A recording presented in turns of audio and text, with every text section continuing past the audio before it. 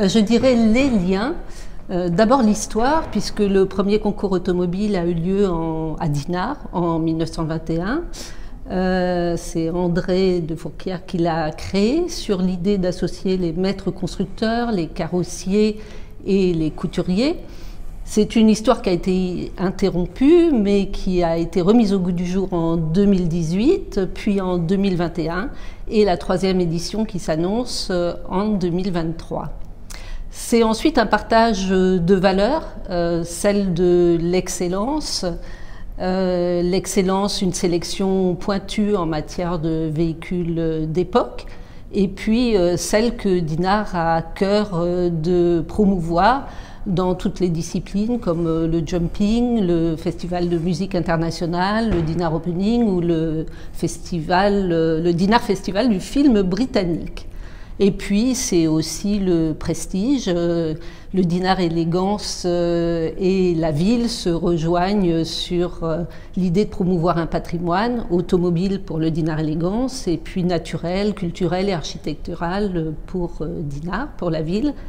Donc Dinard est le cadre idéal du concours automobile Dinard Élégance. Alors l'édition 2023 est organisée autour de 4 temps forts. On part pour le tour d'élégance au samedi matin à 10 h de la plage du Prieuré et on fait un tour de la région.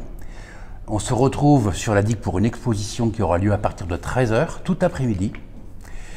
Le soir à 20 h 30, on a notre concours d'élégance au Manoir de Port-Breton. Et on se retrouve le lendemain, et ça c'est une nouveauté, à Port-Breton dans le parc pour un musée éphémère.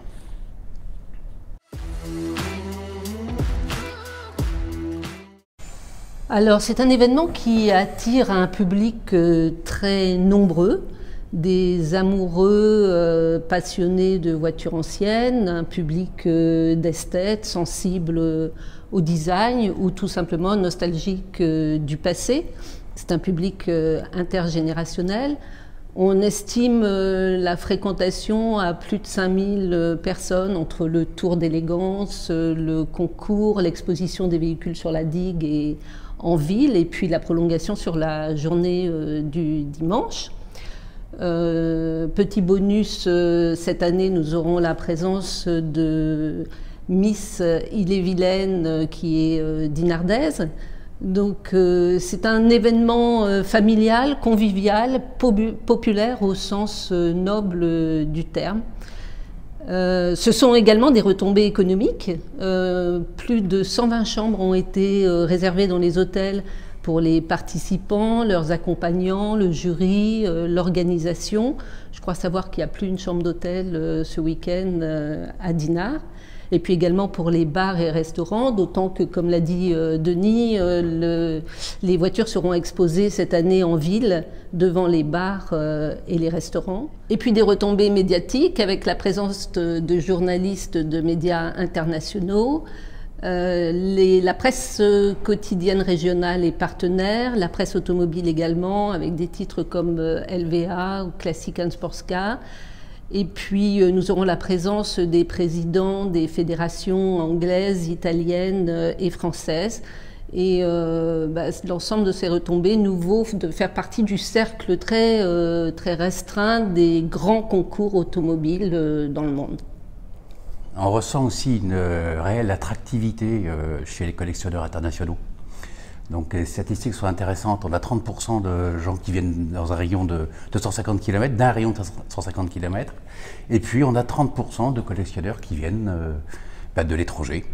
Donc on a 10 pays représentés. Et on n'a pas que des pays européens. On a l'Asie qui est représentée, puisqu'on a un collectionneur indien qui fera le déplacement, ainsi qu'un collectionneur américain.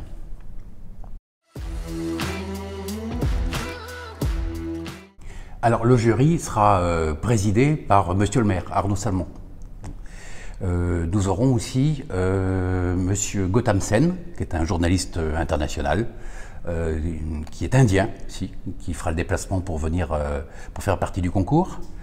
Et puis nous aurons Thierry Coé. Thierry Coé est rédacteur en chef d'un support, d'un magazine automobile qui s'appelle LVA. Et puis, parité oblige, nous aurons 3 femmes. Donc, Madame Peter, qui est cofondatrice de Peter Auto, une agence spécialisée dans l'organisation d'événements de compétitions automobiles, des rallyes, des concours d'élégance et des courses circuits, mais dans le registre de la voiture ancienne. Madame Pascaline Machiti, qui est directrice commerciale de la publication du site contrôletechnique.autosur.fr. Et puis Karine Blanchard, qui est directrice marketing produit de la célèbre maison Longchamp, et qui nous offrira une double compétence parce qu'elle a effectivement une expertise dans le savoir-faire de luxe, mais en plus elle est collectionneuse de voitures anciennes et pilote notamment de Bugatti.